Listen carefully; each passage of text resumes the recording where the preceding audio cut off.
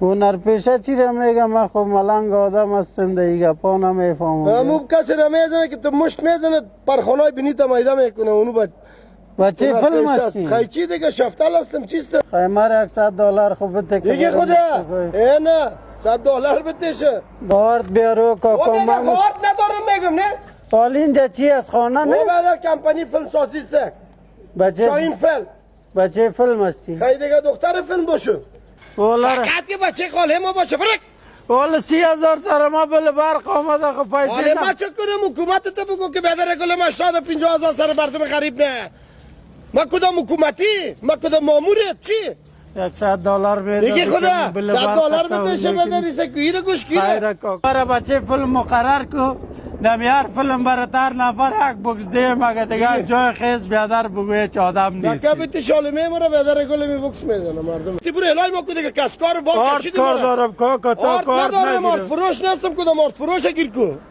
آرد ندارین نه نمیخوانم این زنکه را بگو نه اولادا میگم دفتر است دیوانه دفتر است کلیت کار میکنه نه این دفتر است خیلی چیست دیگه شفتل است دفتر چی است